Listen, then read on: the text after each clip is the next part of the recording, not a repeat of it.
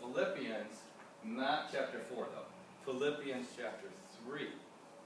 Now, I think most of you guys are too young for this. If we had some of our other regular Bible Club kids here, they might know what really, really, really big sporting event is going on right now. Daniel, do you know of any big sports thing that's going on right now over in France? No? Stephen, were you raising your hand? No. Nathaniel, do you know the big sports event that's going on over in France? No? Well, it's called the Olympics. Have you ever heard of the Olympics before? Yeah, so in the Olympics, the Olympics were going on when Paul wrote the book of Philippians, so I think he knew about the Olympics, because some of the things he says in our lesson today, in our chapter today, has to do with contests.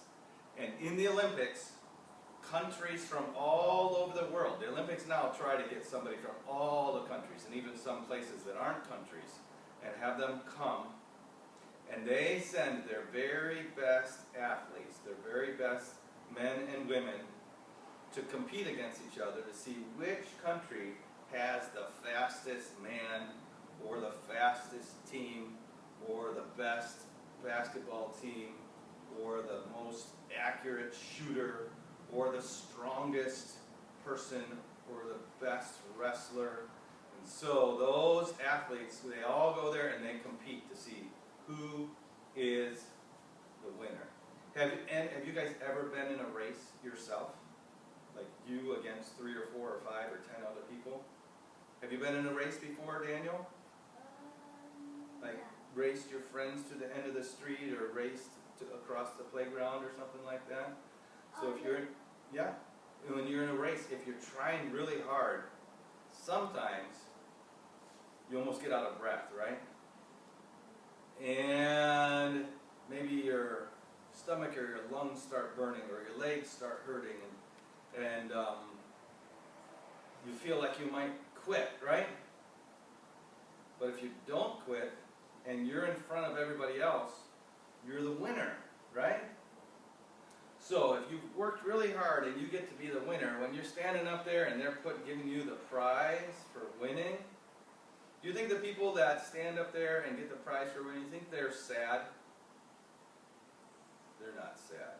You think they think back about, like, oh, I wish I didn't work so hard to win?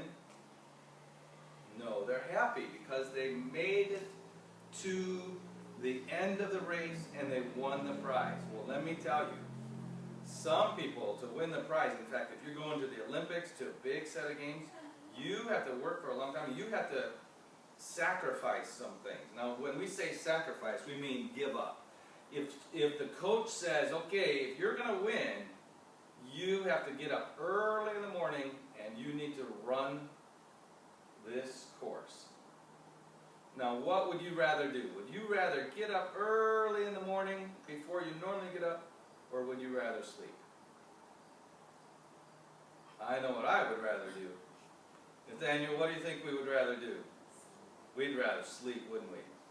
But if we're going to win the race, we'll sacrifice sleep to win the race, right?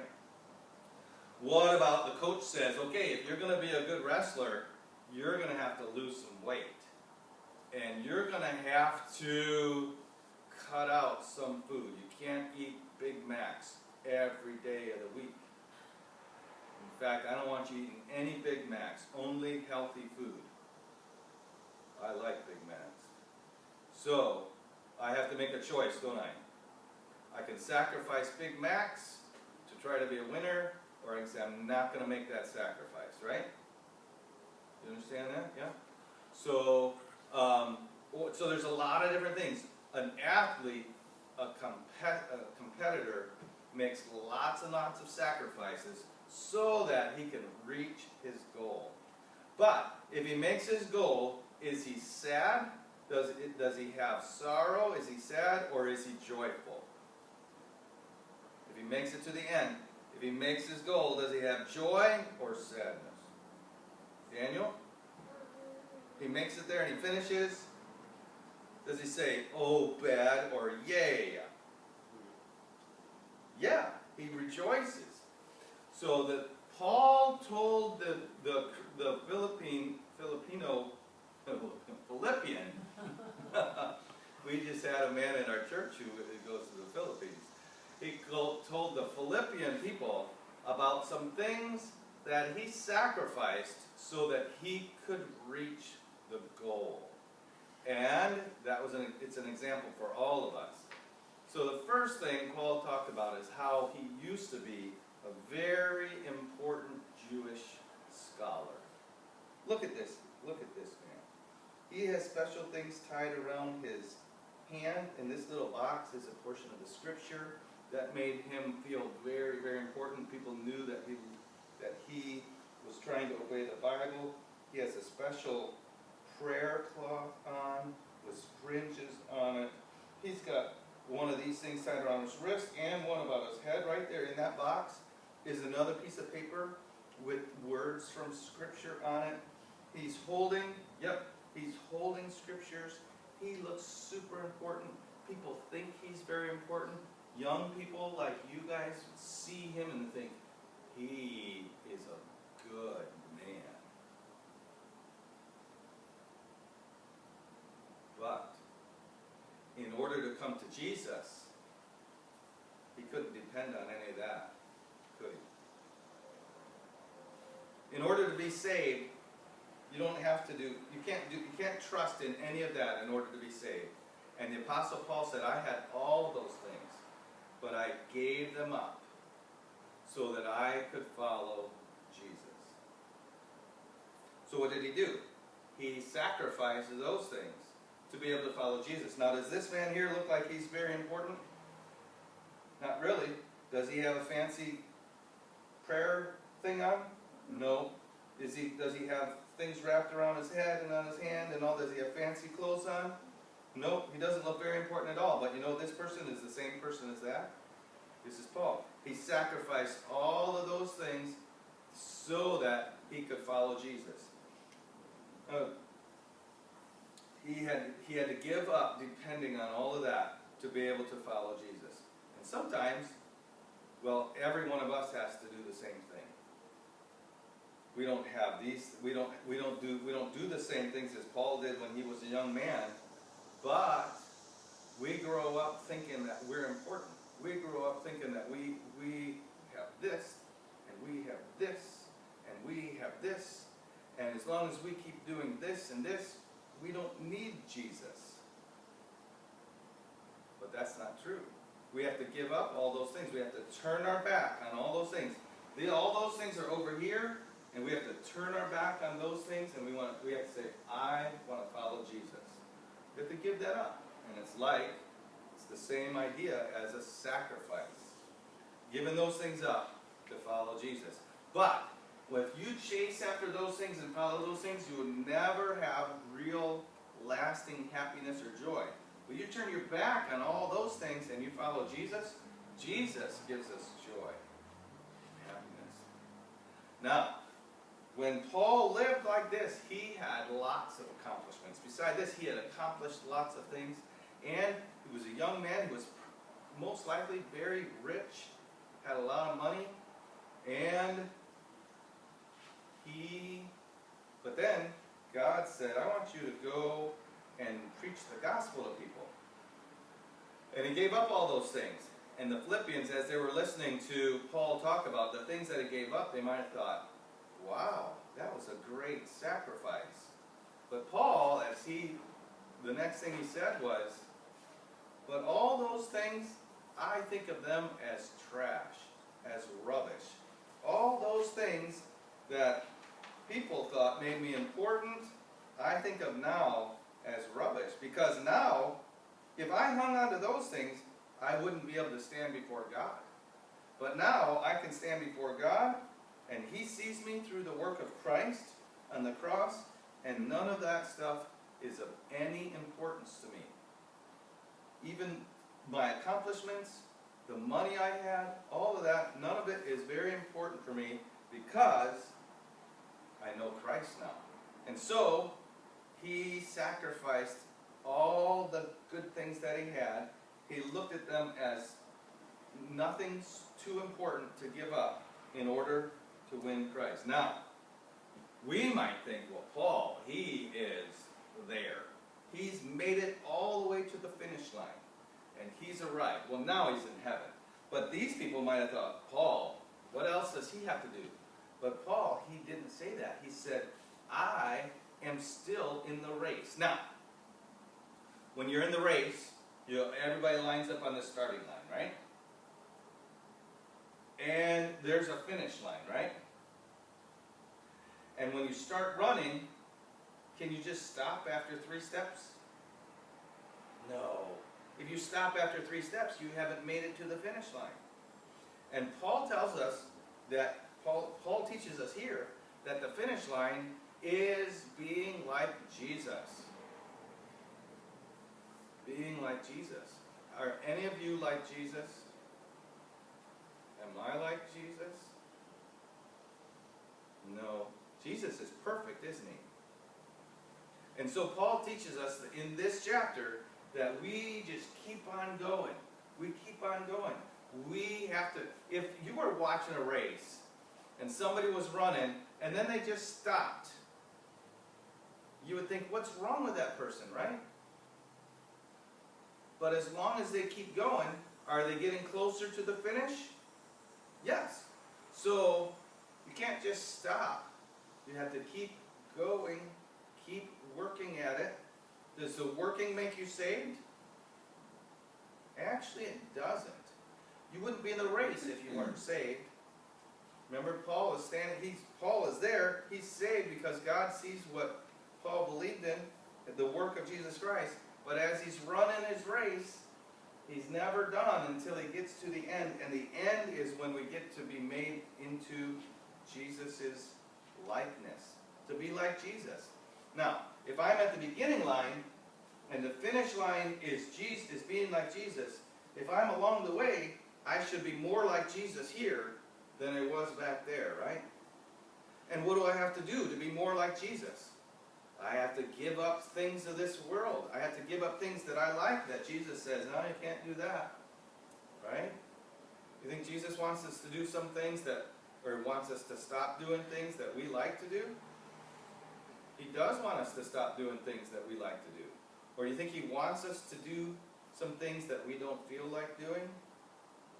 He does want us to do some things we don't feel like doing. So as we're running along, we're trying to grow to be like Jesus. Some things we have to sacrifice. We say, okay, I'm not going to keep doing that because I'd rather be like Jesus than keep doing that.